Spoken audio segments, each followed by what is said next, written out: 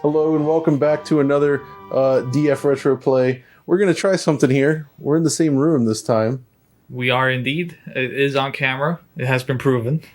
So forgive us for any snafus here, but we're going to try to play a really great game today. This is Mickey and Donald Magical Adventure 3 for the Super Famicom. We're each playing in co-op. This is a great co-op game from Capcom, one of their last or later, I guess, Super NES / Super Famicom adventures. It is pretty late. Would be like Rockman Forte would be the last one, right? Yeah, so they did stuff after this for sure, but this one... So first we should probably explain the history of this series a little bit, or where this one comes in, right? Sure.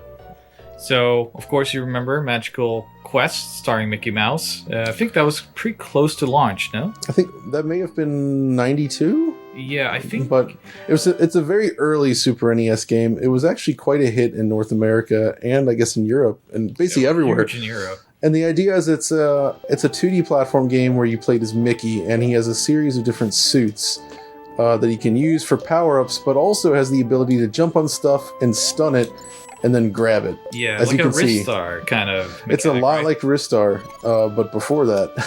I guess Ristar. But that's the idea, is you basically grab objects, you can throw them, manipulate them, Yeah. and you have different power-ups, right? So that works. Then they made a sequel, which was The Great Circus Mystery, which was for Super NES and Sega Genesis. Amazingly / Mega Drive. Yeah, that would be one of the first Capcom did for Genesis, no? Right after That the is. deal. Yeah. That's one of the few that they did, and it's a really good port.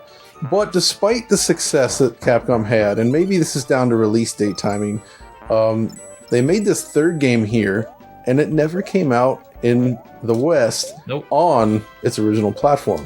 So this was a huge bane for me in my gaming wants back then, because I saw pictures of this in Superplay, which I think I've introduced you to. It was a huge magazine back then from Britain. And I remember seeing this and just kind of being like, man, I can't wait, because as you can see, we can play as Donald in this, one of my favorite characters in Disney. I used to read all the Don Rosa and Carl Barks comics, and hugely into Donald. So I was like, well, I want this, because Nintendo actually never really got much Donald action. That was more of a Sega thing. So this would be kind of like one of the first times, and it didn't come out. Kind of like Secret Mod 2. Yeah, previewed. I guess it was just too late for this platform at that point, unfortunately. But we did actually get a Western release of this on the Game Boy Advance, no less, many years later. Oh, no. Oh, you fell off the chair. I'll wait for you. There you go. This is a cool mechanic, by the way, with this boat rowing. It's tough, though, when you jump on that thing and the boat goes flying like that. And one of us stays on, but the other not. Okay, I'm on the boat. Okay, you're on the boat. We're both on the boat. We're both on the boat. Let's do it. One of us has to row, one of us has to look. Whoa. All right. There's a bit of slowdown here, I noticed. Actually, yeah. Quite a bit. I don't think in one player this happens as much. It's improved, I think. It's just... Which is a shame, because this game really shines here in two-player mode, I always thought. Well, also shines on the Super Famicom, because I can put some comparisons here, but I bought this when it came out. So I actually imported this. I should note. I had to get it. Did you keep your original copy? I have it still, in box. But I'll put some footage here of the Game Boy Advance version, because I bought that when it came out, and I was not a big fan of these Super Nintendo conversions to GBA. No, me never neither. Was. They're usually kind of bad. Yeah, and this one, I guess it's not the worst of them. Black Hawk or Black Thorn and things like that look much worse. Or I would say Rockman Forte, which looks great, but by shrinking the screen down, it's almost impossible to play. And just the washed out colors. Yeah. I mean, this was kind of during that era. So, yeah, I'll put some footage here, but I really didn't enjoy this on GBA, so I always kind of come back to this Super Famicom version. By the way, I love this. They continue this, Donald just always gets the short end of the stick. And you can see here, you get the knight armor, and I get a barrel, a pot, and a plastic head. Yeah. Match it. That's funny. But it's well along Donald's characteristics. Exactly. So we got the first power up here, and that's how these games usually work. Is at some point in the level you get a power up like this, and then you use these mechanics throughout the rest of the stage. It's really interesting how much these power-ups are necessary to progress. You know, they really make use of them, because it could be easy, I think, for a lot of these games to just kind of give you a power-up and you go through a platforming stage like any other. Sure, yeah. But in these games, these are essential. Like now I fell, so that's this is interesting. Oh, okay, it warps you back, warps you back. I have never really played this too much. Oh, hold on! I just revealed a thing. So, with the armor, Mickey falls into the water, and he can't float. Can't float. But so Donald, I just lost 2 lives. Great. Oh no, Donald floats because I'm in the barrel. Logic. So yeah, I've always been a big fan of how they actually integrated all these power-ups and made the game much better. Jump on items. Jump on item to get item. Yeah, we don't have enough. Don't have enough of whatever that guy wants. Points. The currency of gold. The currency of gold.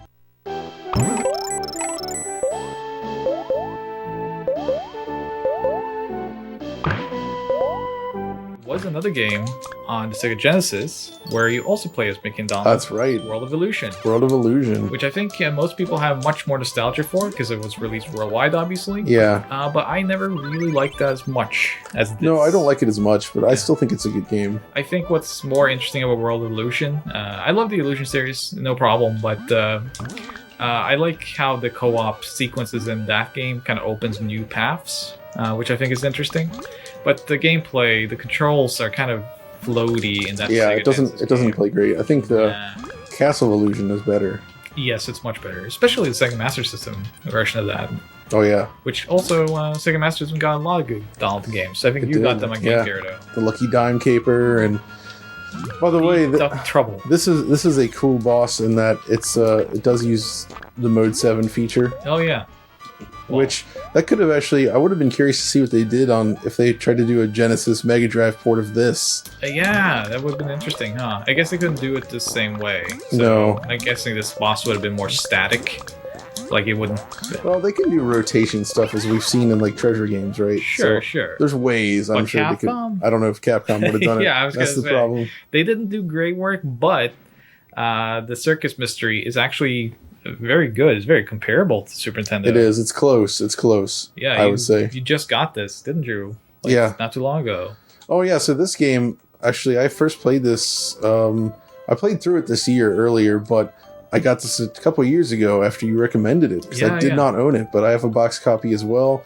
Popped up for sale for a good price, and I'm very happy with it. It had that nice yellow box. Yeah, it stands out, and great artwork. But yeah, it is a shame we never got it. I think in some territories it was announced. Hoshino Furumorie. Yeah. All right. So was it actually announced? I think some territories, Europe, I think it was announced and then got canceled. So from what I understand, but that can also be magazines just saying it's coming, and then people took that. That was the difficult thing back then. Things could just kind of be announced by magazines, and then Secret of Mana 2, same. Yeah, same exactly. Thing. Also, this is this looks like the cabin from the first game.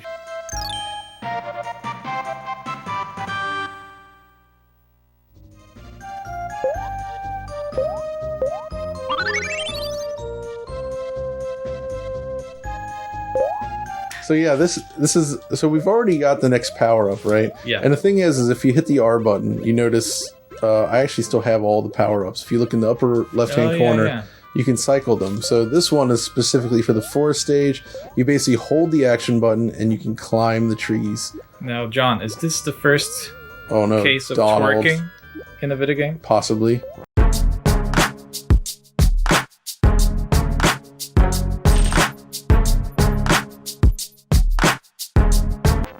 Well, actually, you know what? I think it is. Might be. We might have uncovered it here. For whoever gaming historian might do a video on this. With Mickey, it's just his little it's just the little bag there, the magic bag. I'm using my booty. Oh, Donald. Were you a big Donald fan growing up, though? Because you're from America, and I think Mickey was more of the character there, right? Yeah, I mean, whenever Donald showed up, I tended to like him a lot more, but it was not it wasn't as prevalent, shall we say. Yeah, there we go. Yeah, we talked about this in our actual Quackshot video. Yeah, because this is the second like Donald adjacent video we've done, huh? I think I'm having kind of bad influence on the channel. Or good, in this case, maybe. Could be considered good, because this stuff is great. This is a great game. But yeah, we talked about this then. But yeah, you don't have the same background with Donald that I do. No, not at all. From Scandinavia, I mean, Donald was huge. All the Carl Bark stuff, and yeah, it was very big, wasn't it? I've learned this as well. Yeah, I mean, Weekly Magazine, Donald Duck and Co. Just this stuff. It was so big. Oh, you survived. I almost don't. Oh, I'm stuck. So those things attached to you, kind of like. Yeah, you have to like jump and get them off. Touch fuzzy, get dizzy. Yeah, so if you don't get dizzy, it's touch fuzzy, get slow. Get sticky. Get sticky. Okay, so here we go. Now I'm sticky. Uh-oh. I need you to jump on this thing, though. Yeah, this is fun, isn't it? Though a little bit risky, as you can see there. I guess you got to have the contra timing in this game, where like, if one goes up the waterfall too quick, you ruin it for everyone, John. This is true, and I'm sorry I did. Also, I'm almost out of lives because of when I sunk in the ocean twice with that armor. I think, so the lives is, if you die, it will only be me, or vice versa, but there's continues. So I can come back in the continue. So, it's not that unfair. Well, let's see what we can do. Okay, so that's the end of this part.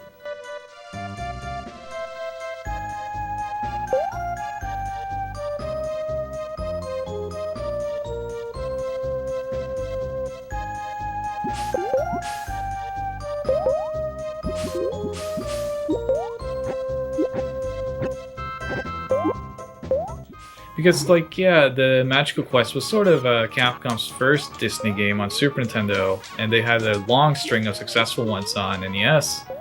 So it's interesting to see that they weren't even based on movies at that point. They were, brand new original games. Yeah. But this was right, so what makes this interesting is this is right before Disney Interactive started taking more control, right? So obviously, Virgin... Oh, no. Wait, let me continue. Yeah, they were consolidating everything back to Disney, thanks to like the success of Aladdin and stuff. Yeah, and so Virgin Interactive started doing most of the Mickey and Disney games at this point, which is not completely bad necessarily. Oh no, I couldn't switch back to the tree. I only have 0 lives. We will be back in a few minutes. All right, but please continue with your Virgin Interactive. So yeah, this Capcom was really well known for its Disney games on Nintendo systems, I feel, and this kind of started to end that. I mean, yes, they had the Magical Tetris, but in terms of these platform adventures, this was one of the last ones. And Magical Tetris Adventure is interesting because I really like that game. You covered that in your Tetris video. I love that too.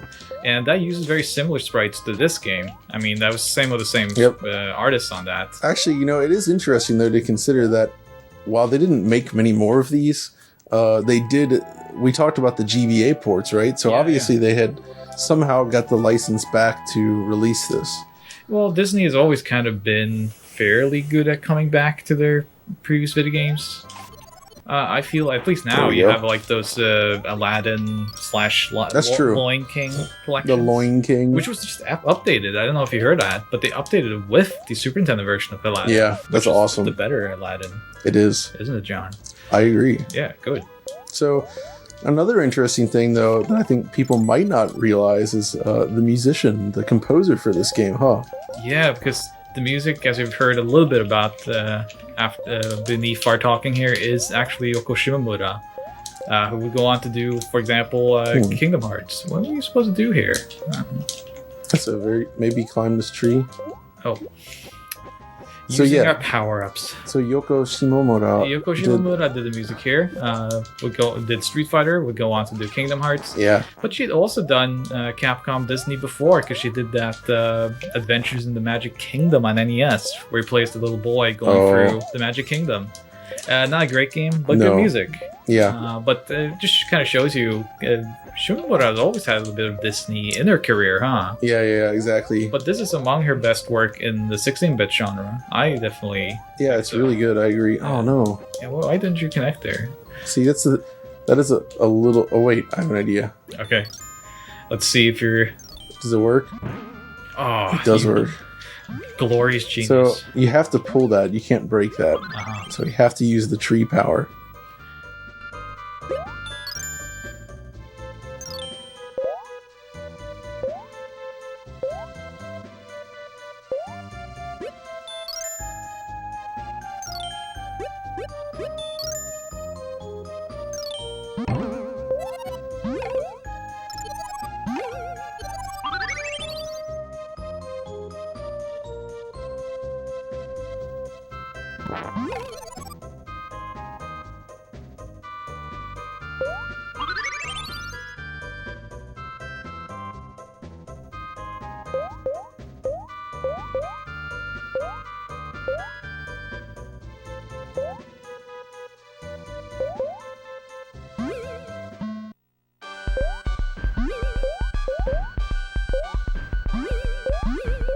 Am I using the right power up here? You got to use this power.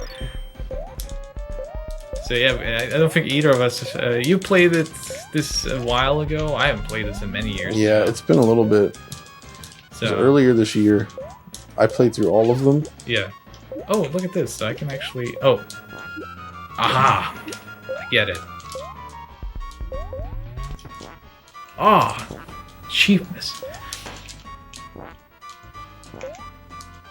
So, jump on the top of his head. Oh no! No, That's extra cheap. it is a bit cheap. That's as cheap as Little Caesars. Oh no. Can I do... Oh, there you are. Wow, you're just murdering this man now. How... Whoa! Alright, you came in to save the day. And we made it another Our lives are in bad shape. Well, we have to continue.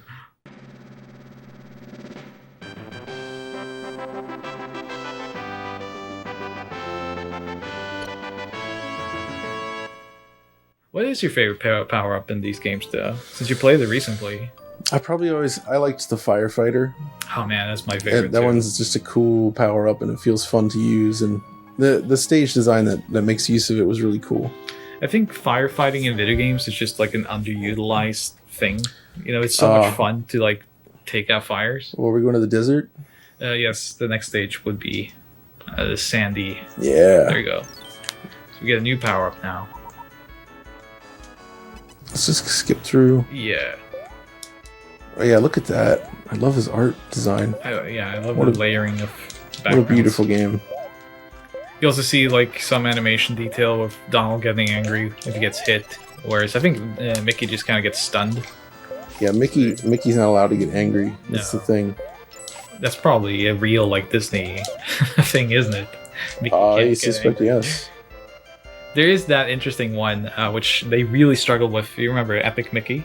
Oh yeah. Like everyone else, you see that Mickey's ears, both of them always have to be visible. Oh yeah, times. I know. So they had to create that special animation system where his ears were always. So that's kind of like in some of the Sonic games, the recent 3D Sonic games, they do this thing where his mouth is always on the side. Oh. So when you turn, the mouth kind of flips sides to ensure that it's always kind of at that angle. Huh. So there's a thing there too, huh? Exactly. They have that issue when they made the movie too, right? Where like the eyes are like one entity. Yep. So the original design had very different types of eyes. Separate eyes, and then, it looks bad. I think the redesign did great with the fur being white. Yep. You know, fixed everything, didn't it? It did look good.